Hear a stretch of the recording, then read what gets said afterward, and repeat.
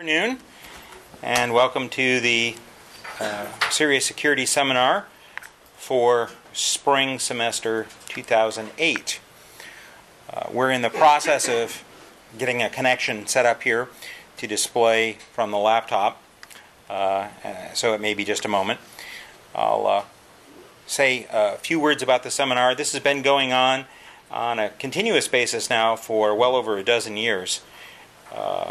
As a series of invited speakers once a week coming in to the university to talk on a variety of topics. Over the last 5 years, 6 years, we have been videotaping the presentations and then digitizing them and making them available for upload either as flash video that you can access through the CERIAS website, or many of them are available as downloads to a portable player like an iPod from a number of different sources, including not only the CERIAS website but also from the iTunes University site. So if you miss any of the lectures or there's some in the past that you think you might be interested in seeing, then please visit the archive and see what we have available. We have some older ones that we're still in the process of digitizing and putting up, so there'll be more added as time goes on. Today's speaker, who has the laptop going, but now we don't quite have the display yet, is Dr. Eric Cole. And Eric has a long history of working in information security. He's authored a number of books on security. He's currently a Lockheed Martin Fellow and working in the area of information assurance and security. He's worked in networking, intrusion detection, intelligence, and a number of other areas. And we're very pleased to have him visiting here today to give us a talk on security in a changing world. And part of the change is in getting the display to come up and be visible on the screens. So as soon as we get that up, we'll turn it over to Eric. I was asked to remind each of you that if you are going to ask questions at the end, to please turn on your microphone. The microphone on your desk has a button that you need to press, and if you're successful, the red light will come on, and that indicates that your microphone is live. There it is. It's up there. And when you're done asking your question, turn the microphone off. The reason for that is otherwise your question will not make it onto the recording so other people can hear. All they'll get is the answer. So without further ado, Eric. Great, thank you. It's a pleasure to be here. We look at the world and how it's changed over the last 10 or 15 years, and it's changed rapidly. It's funny to think that when I was in college, which believe it or not was not that long ago, I actually did one of my first papers on a typewriter, which, if any of you ask what a typewriter is, I'm going to make you leave the room. And you used to go in and do your programs on punch cards. And you look at now that my kids at school in first and second grade start doing their homework assignments on computers.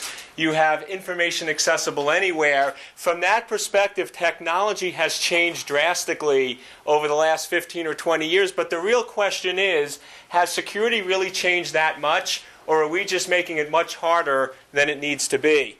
If you go in and look, for example, let's just go back to the Morris worm. If you look at the Morris worm, came out in 1989. That was before there was the World Wide Web, before there were computers on everybody's desktop. And most people were using floppy disks. And back when the Morris worm came out, if you had internet access, that meant that you had a CompuServe account or you worked at a major university. So things have drastically changed. But let's look at it. What allowed the Morris worm to cause such havoc on the internet? What caused it was everybody was running the same operating systems. They had known vulnerabilities, and it was able to propagate very, very quickly. Now let's fast forward to today. Pick any of your favorite worms that are out there today. SoBig, Nochi, any of those. And what is the reason on why they were able to wreak such havoc on the internet? Everybody's running the same operating systems. We have known vulnerabilities, and the worm's able to propagate very, very much. So if you look at it, have we really learned that much from a security and technology perspective over the last 10 or 15 years? If we go in and we harden our boxes, we turn off services, we remove things that are not needed, and we patch our boxes on a regular basis, which, by the way, I think patching is a whole bunch of crap, but we'll talk about that later. But if you go in and do those basic things, what you'll realize is most of those worms would not be able to cause damage to your system. Most of the worms, when they came out, they were either had patches or they had ways to fix it. There's very few what we call zero-day exploit worms out there, and the reason is a zero-day worm is almost a contradiction. Because a zero-day exploit is an exploit in which very few people know about it, it's not publicized, and therefore the vendors don't know how to fix it, and there's no patch available for it.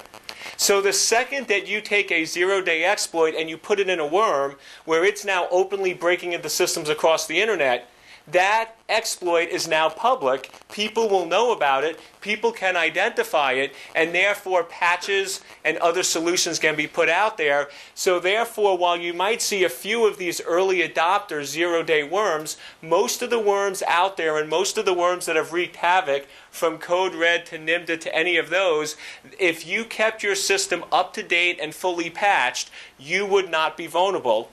Yet if you look at the sheer number of systems that have been exploited, even something as simple as patching your box, organizations are not doing and not doing on a regular basis.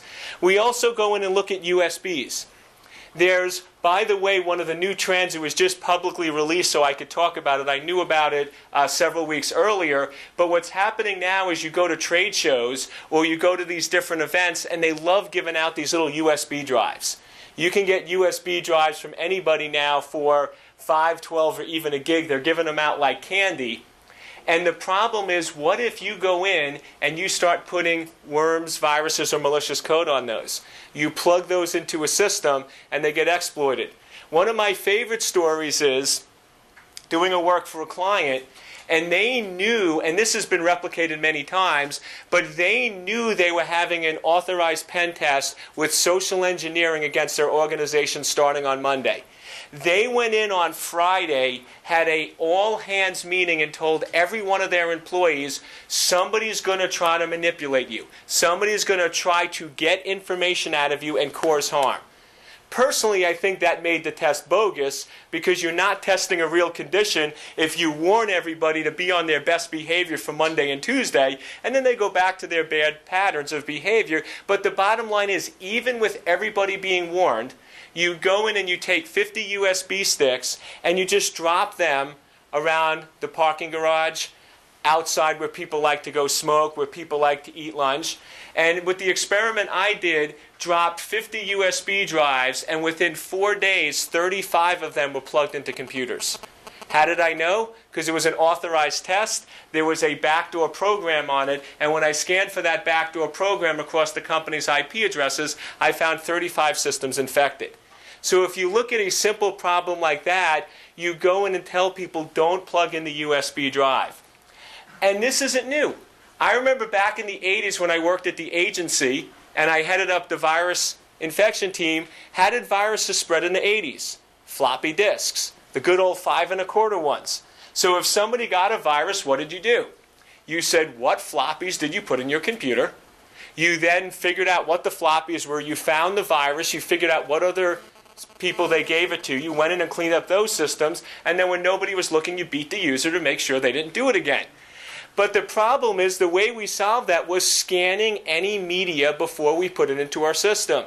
I remember companies had special computers. You would have to go with your floppy drives, put them in, and get them scanned. How are USBs any different? USBs is just a higher-end portable media than a floppy, but the same things we had to do to protect our systems then work now. The problem is we lose common sense when it comes to the internet. If when we were walking over to this building, if Spaff and I were walking through campus and I saw a half-eaten candy bar on the ground and I picked it up and started eating it, he would probably look at me and say, Eric, that's so past the 3-second rule. Right? I have 3 kids, so the 3-second rule always applies.